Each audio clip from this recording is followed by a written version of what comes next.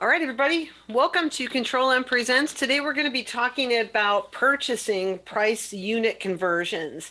These are really powerful and they're great when used with discipline, but they can also cause some drama if you don't go through all the setup and follow things exactly. So today, Jenn Berry is going to be focusing on that. And again, she'll be talking just about purchasing. She won't be talking about sales. If you're interested in having a Control+M Presents about the sales side of things, let us know and we'll get something on the docket. Jenn's been with us for a couple of years now. She's been doing a great job in the food and bev division, which needs a lot of unit conversion. So Jenn, without any further ado, I'm going to mute myself and continue letting people in and take it away. All right, thank you, Patty. Good morning, everyone. Before we get started for today's session, I do want to let you know that you may be hearing me use terminology that you may not be familiar with. The word item instead of part, just be aware that those two words are interchangeable. So I mostly work with food and beverage customers, and Plex has glossarized the word part to read as item in the food and beverage PCNs. So that's just something that I'm used to saying. So you may hear me go back and forth between item and part. All right, so let's get started. So today's Control+M Presents will be about purchase price conversions. Purchase price conversions are used for ordering materials from your suppliers in one unit and receiving that same material in a different unit.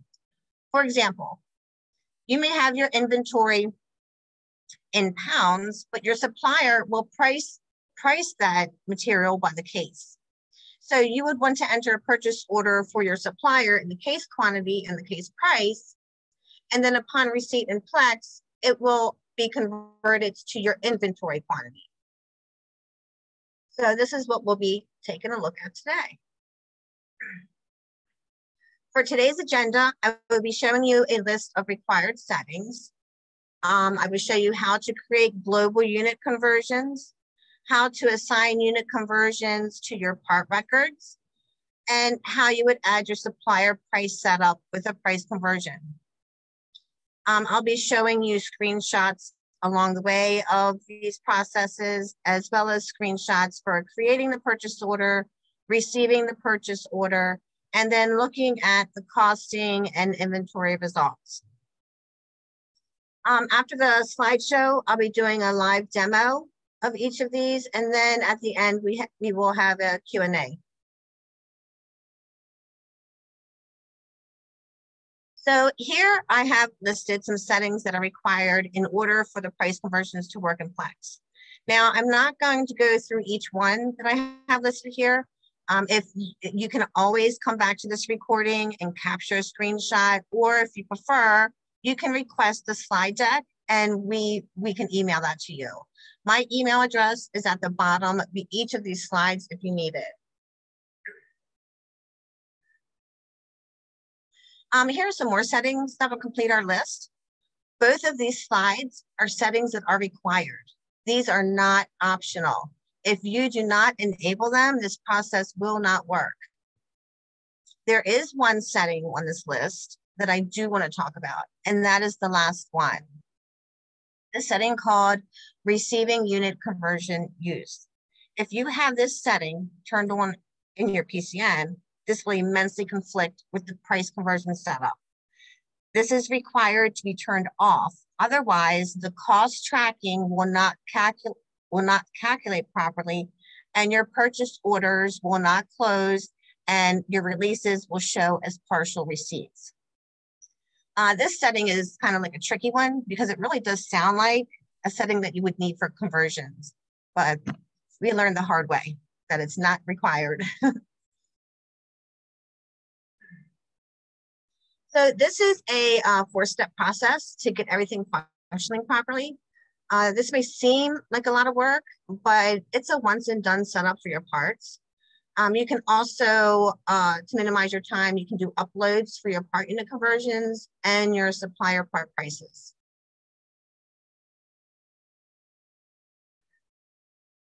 So let's get started with our step one, which is our global unit conversion. So many of you may be familiar with the unit screen in Plex. This is where you can assign different units to the different modules in Plex. However, some of you may not be familiar with the global unit conversion. In order to use the purchasing conversion properly, you would need to add in the global unit conversions for each type of order unit. In the global unit conversion screen, you will be adding conversions from your order units to your inventory unit, and then putting in the conversion factor.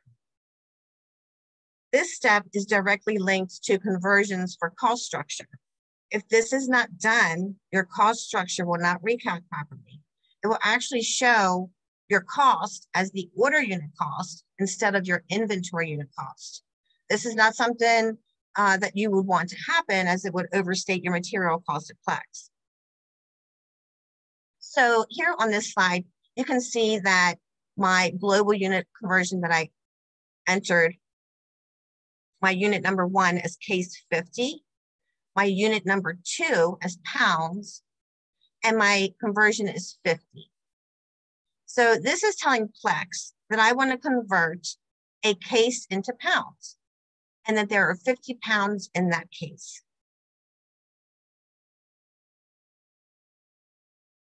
Step number two is adding conversions at our part level. So in your part record, the submenu called part units is where you will add in both unit conversions, meaning you will need to add a conversion from your order unit to your inventory unit, and another conversion from your inventory unit to your order unit, as well as making sure that the order unit flag is checked on both. If flags are not available or you cannot see them, you would need to enable them through the VP designer screen. And if you're not sure how to do that, we can always help with that also. So you see here that my first conversion is my case 50, which is a 50-pound case, and I want to convert that to pounds. So I have my first unit as case 50. My my conversion factor is 50, and then my conversion unit is pounds. My second unit conversion is my unit is pounds, conversion is 0.02, and the conversion unit is 50. So what this is telling Plex is that on the first conversion that we want to convert our case 50 into 50 pounds. There's 50 pounds in a case. The second unit conversion on the right is telling Plex that for 1 pound of material, that equates to 0.02 of a 50-pound case. So this inverse, and some of you may be saying, why do we have to put in both, both conversions? There's lots of behind the scene calculations that are done in Plex, and we found that if you don't have both, this process just isn't going to work. It's going to break somewhere. So the inverse is extremely important. Also, the inverse, do not truncate that decimal. Take that decimal out as far as you can go. So for instance, let's say you were converting a 30-pound case. Your inverse would be something like 0.03333, a whole bunch of threes at the end. You want to take that decimal out as far as you can go. Do not truncate. Don't put like 0.034 or anything like that, because it can really mess up the conversions behind the scenes.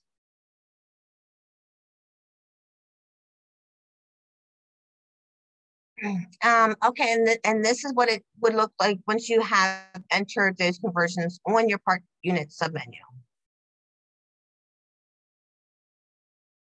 Our third step, we'll talk about supplier prices. So be aware that the terminology has changed between classic and UX. Supplier part prices is standard in UX. supplier item prices is standard for food and beverage customers in UX. And you can see there that how Plex has glossarized that part word to say item. Supplier master pricing is standard for classic Plex users.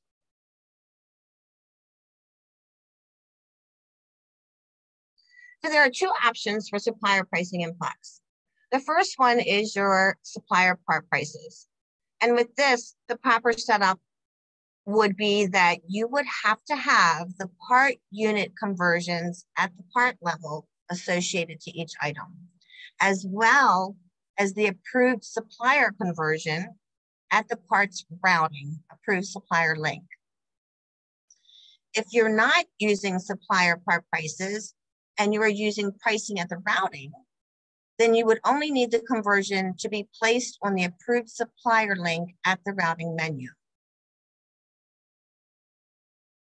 The part level unit conversions are not required for that process. However, I do consider it best practice to enter those anyway, since there's other functionality that can be used for them in Plex. And you can do this through an upload. So I say while you're already entering conversions, this would be a good time to set these up too. Be aware that you're required to enter a conversion on the item routing record for both scenarios. And also, another important thing to remember is that you are only allowed one price conversion per item per supplier. If you are a classic Plex user and you have the supplier pricing assigned at the routing level, please be aware that there's new functionality called Supplier Master Pricing in Classic, which gives you added functionality such as breakpoints, expiration dates, and additional price components. So this might be a good time to look into that transition also. And you're always welcome to reach out to us if you need assistance when transitioning. To add your supplier prices, we will go to the supplier part prices screen in Plex. So you can see here that I entered the pricing of $100 and I have chosen case 50 as my price unit. So now we're telling Plex that we're going to be ordering a 50-pound case at $100 per case.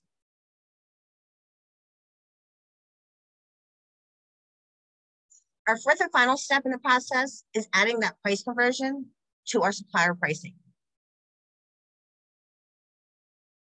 And we will add the conversion from the supplier part prices mass edit screen.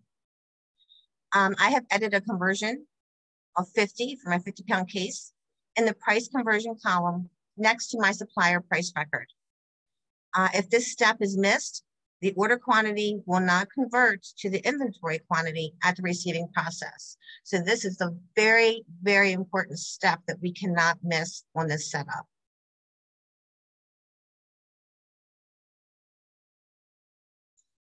This is another view from the approved supplier link in your parts process routing. The supplier part price mass edit that we just did will automatically update this screen. Do not update prices in this screen if you are using the supplier part price process. If you do, it will create a new price record for the part and also override the supplier part price setup.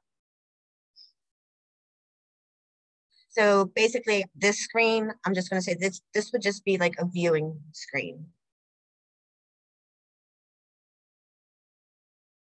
All right, so now that we have all of our settings turned on and all of the proper setup for unit conversions and pricing, we can now enter a purchase order.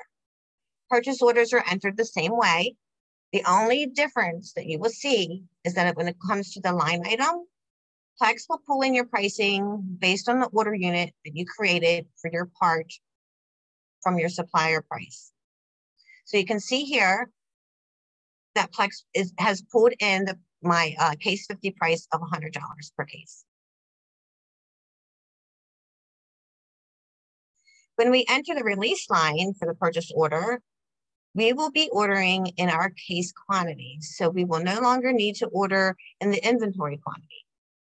Plex will again pull in the unit price that you had assigned as your supplier pricing. On the printed PO to your supplier, you will now see that the purchase order has the case quantity and the case price as your supplier has quoted.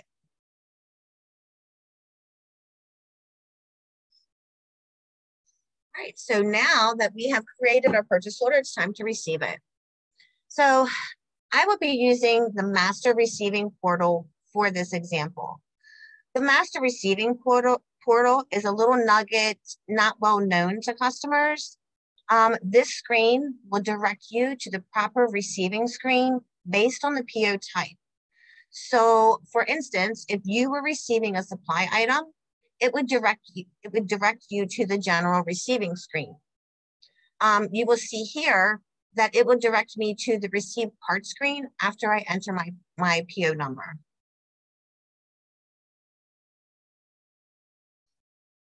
In the receive part screen, you will now see that you will be entering the quantity of cases instead of your inventory quantity.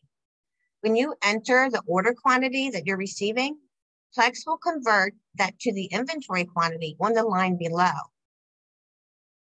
Your receivers will need to be aware that they will now be entering the quantity ordered. And they can also see what that quantity is on this screen in the open balance line. This is going to be a big change for them. So they really have to be aware that it's the order quantity and not the inventory quantity that they're going to be entering. When you finalize, you will now see that the order unit quantity and the converted inventory quantity will show on the finalized screen. If for some reason it was received wrong, you can just do an unreceive. Do not make any adjustments to inventory to fix the issue, as there will be costing and receipt issues if you do. All right, so now that we have created our purchase order and received it, now it's time to look at our results. So on the inventory tracking screen, you'll see that our received item has come over, converted to our inventory quantity. So those 25 cases that we just received has converted to 1,250 pounds.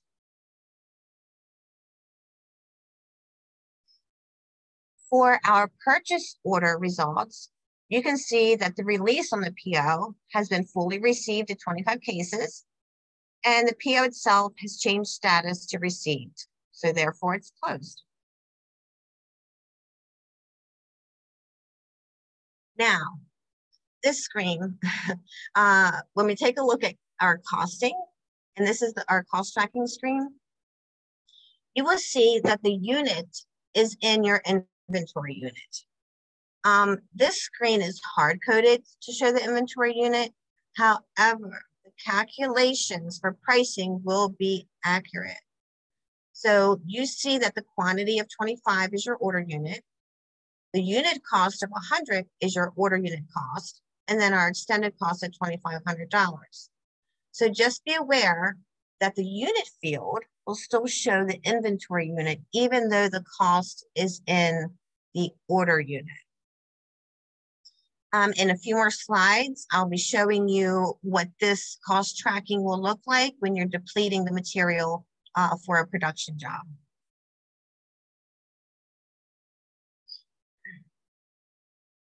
When we look at our results on the cost structure screen, you can see that Plex converts the order unit cost into your inventory cost. So our price of $100 per case converts to $2 per pound.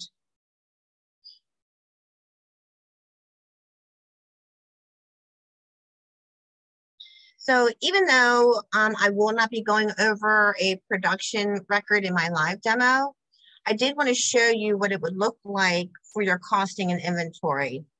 So I do have a few screenshots to show you that scenario. So I had a scenario where I was depleting 13 pounds of my material on a job at the control panel. So you can see here on the cost tracking screen that Plex has converted my 13 pounds into the order unit quantity. So my 13 pounds equates to 0.26 of my 50-pound case. So I wanted to show you the scenario so that you could actually verify that the pricing and conversions are working properly, even though we're still seeing that unit as pounds.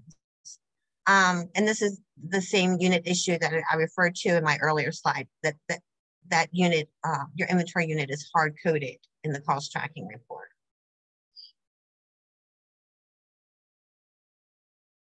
This slide will show you what the container history is going to look like for depletion.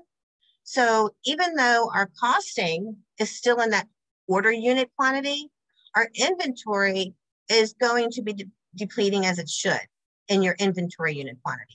So here you see that we had received our 1,250 pounds, and then we depleted 13 pounds on our job, leaving us with 1,237 pounds.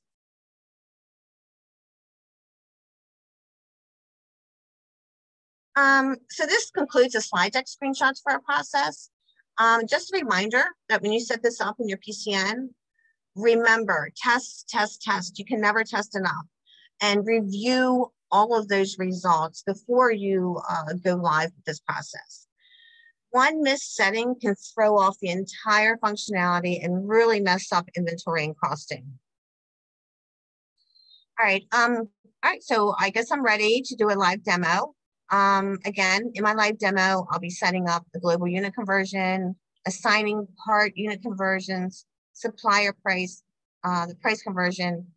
We'll create a purchase order, receive it, and then look at the results. Over here, all right. So our first step is we're going to add a global unit conversion. So in order to do that, we will go to our units screen. And like I said before, this may be familiar to many of you, but the unit conversions link here, this is our global unit conversions.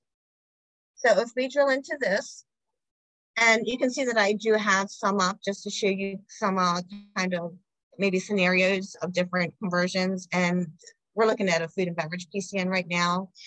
So you can see you can actually do from gallons to pounds, 5-gallon pounds, to, things like that. For today's, I'm going to add in a 20-pound case.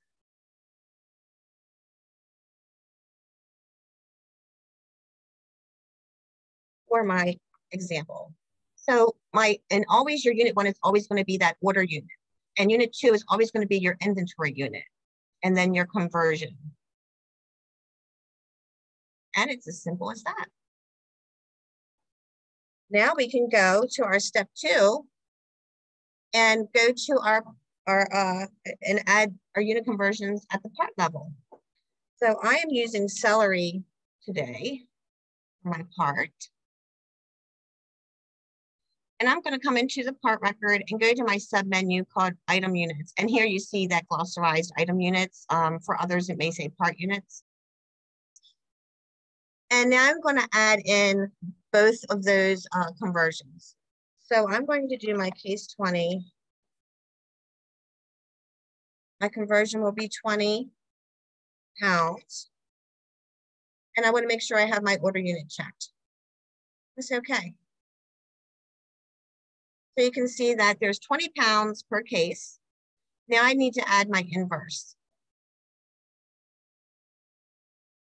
And let me do a little.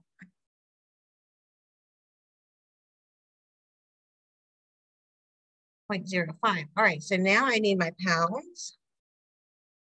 My conversion is 0.05. And my case 20. Right? So now we have both conversions. Right? Our next step is our supplier price.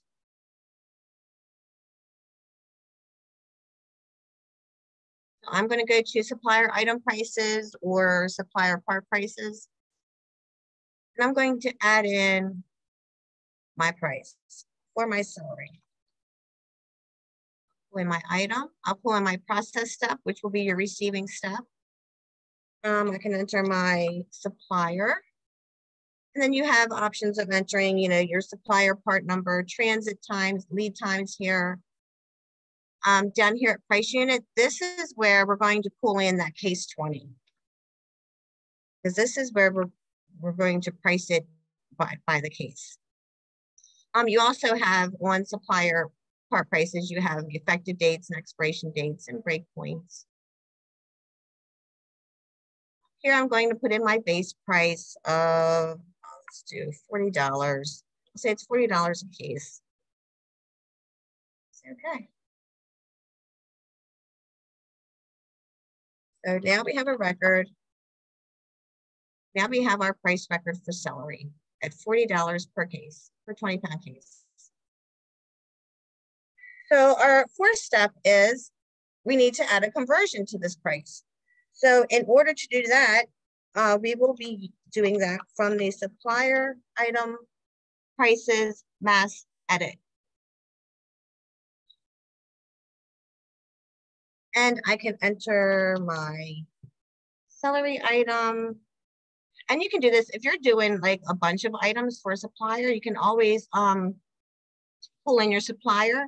And since this is a mass edit screen, you can just add all your conversions for all the items. So for celery, I'm going to find the record that I just added, my $40 per case. And then I have a price conversion column over here, and I just need to put in 20 for my 20-pound conversion, because it will default when we add that price in, it's going to default to a price conversion of 1. And this is where we need to update that. I can say apply and continue. And now you'll see that it updated the price conversion to 20. So that covers the 4 steps that we need to do. Now we can go in and enter a purchase order. And let's add a purchase order for my supplier.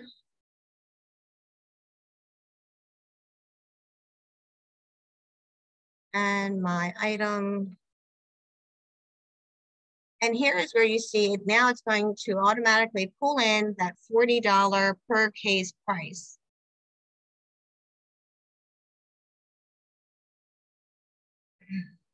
And let's add our release, and let's do 25 cases. So 25 cases times 40, our extended price is $1,000 for this order.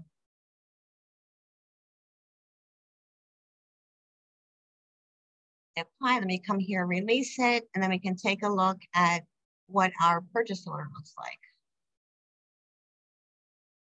Our purchase order is now going to show our 25 cases that we have on order, the case price and the extended price.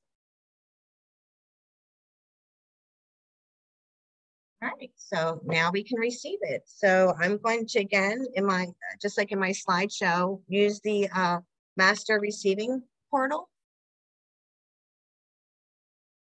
And I'll pull in my my purchase order. Oh, I think that was 17.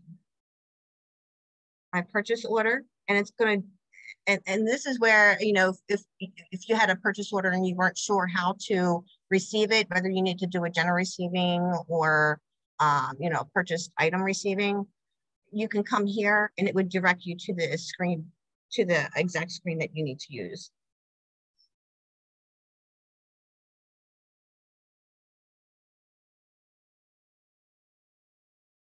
So I have my PO number, my item is going to come in. I can choose my location. I can choose my container type.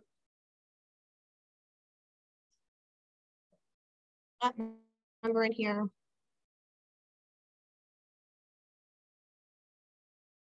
right, and then so what the screen's going to do, and it may not do this for everyone depending on your setup, it will default to your order quantity. And you can see here that it's going to default saying, you know, we're going to receive 25 cases, and that 25 cases converts to 500 pounds. Now, let's say you didn't need, or you didn't receive all those 25 cases. Plex, you know, and you can receive partial. So let's say we only receive 2 cases. Plex is going to convert that inventory unit to your 40 pounds. So no matter what your receivers are entering in here, they can also verify below here in the inventory quantity that they're actually receiving the correct pounds or inventory unit. So I'm actually going to receive the whole thing today for 500 pounds. And we will say, okay, and done, so we can finalize. On our finalize screen, you'll also be able to see that conversion. So you can also see that our order quantity was 25, and here's our received quantity conversion. So that 25 equates to 500 pounds. So I can say next. And now we can take a look at our results. Let's take a look at our inventory. Celery.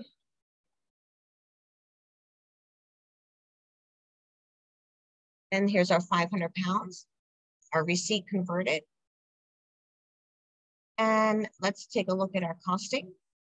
And again, this is that cost tracking screen where that unit column right here is just hard coded as your inventory unit. But our quantity and our unit costs are based off of our order unit. And the conversions will convert when you're depleting material on a job, it will convert to this order unit. So the costing will always remain correct. It's just that visually this unit column will always say pounds. All right, let's take a look at our cost structure.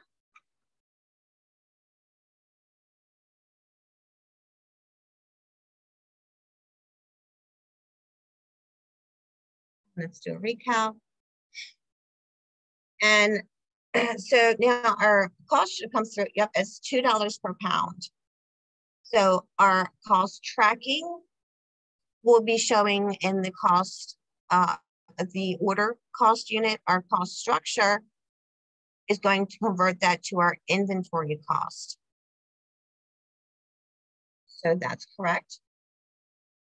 And let's take a look at our purchase order. Let's make sure that that has closed correctly.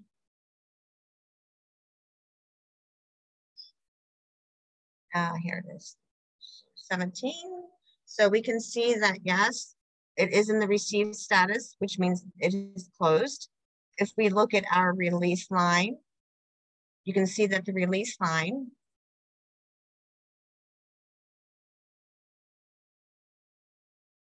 has fully closed also. So the release status is in the received status, and it says we did receive 25 pieces. So that concludes my live demo. I think now we can go on to any questions that anyone has. Thanks, Jen. Time for questions. So don't forget that I've got everybody muted. So if you do have a question, you'll need to unmute yourself. Let's wait a few seconds and see if anyone unmutes. Hi there. I've actually got 2 questions, if you don't mind. We don't. Okay. I thought it was funny when I got this email because I just finished kind of setting this up like a week ago. I'm like, man, I wish I would have known this stuff like a week or 2 ago. Great timing then. Yeah. One of the things I ran into is we're still in Classic and using Supplier master pricing. And so you were talking about in the routing, you have to turn on those settings for the conversions and stuff. One thing in doing that, it displays and makes the price editable from the process routing. So, you know, someone who's maybe not authorized or doesn't know anything about pricing can change that. Have you guys found that or found a way around that? Yes, there is a setting that will gray those out. and that you won't be able to update pricing there. Okay. Yeah, I Okay. can yeah, I'll find that setting. And who is speaking right now? Yeah, this is David McKinney. Okay. David, yeah, I can find that setting and I can send it over to you. Yeah, that'd be perfect. That was one thing that was kind of causing me some headaches. Okay. Yeah, I Um, can understand that. yeah, we had issues with that. Um, I had another question and I should have had it wrote down and I lost it. Um, that was one. Um, Go on if someone else has another question, maybe I'll think of it here again in a moment. Even if you do think of it If you don't, in the future, I'm sorry, go ahead, Jen. if you don't remember, you can always just email me. Okay. Okay. Yeah, sounds good. Thanks. I know that I've struggled a little bit in the past with clients who are using unit conversions, and things have sort of gone wrong because it's so easy to forget one or two steps. So Jen, I'm hoping this presentation will help some folks out. Don't forget, you can email Jill, who you emailed to get invited to this session, or Jennifer to get a copy of the presentation to make sure nothing's forgotten. And also the testing is so important. Make sure you test that PO, your inventory container, AP invoice, and whether you're using costing, actual or standard costing, different ways to check. It's a really powerful construct, but it can be brittle, easily broken if not handled well. Any other questions? Okay, Jen. Oh, go ahead. I remembered. I sat there and thought for a minute. It's actually kind of related to the unit system almost as much. But we are set up where our main unit of weight is pounds. But then we also are the specific conversion I was trying to set up was we were buying something in drums, and then that converts. We actually do the usage in kilograms because it comes like 15 kilos to a drum. There was some discussions here about whether or not we should flag that kilogram as a weight flag in the unit system or not. There was a wiki saying don't do that. You can only have one weight unit or it causes issues.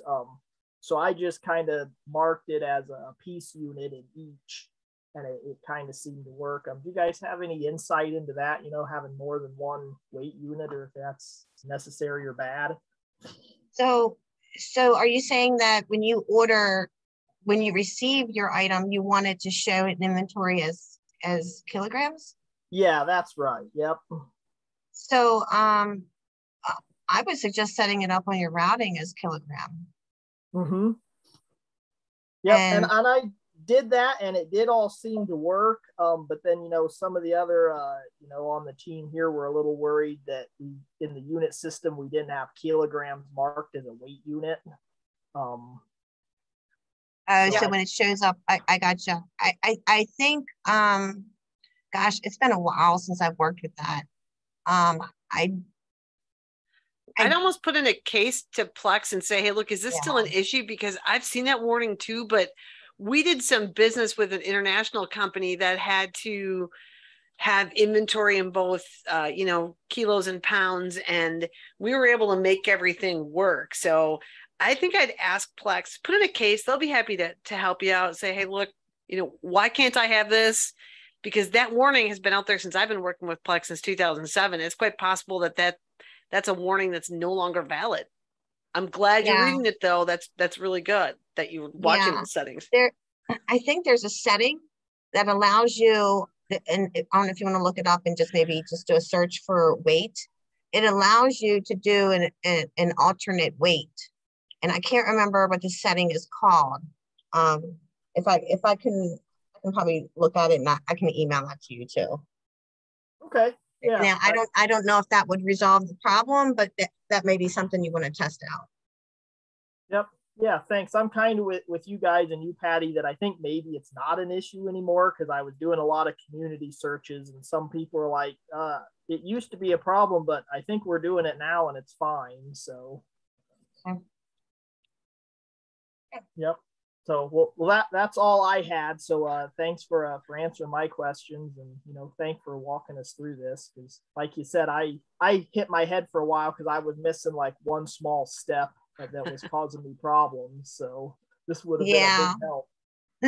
I had that one setting that I was referring to, that man, that was a doozy for me, because I quit reading it and I was like, that can't be the setting, because it sounds like something we need on, and found out, no, we don't really need it on.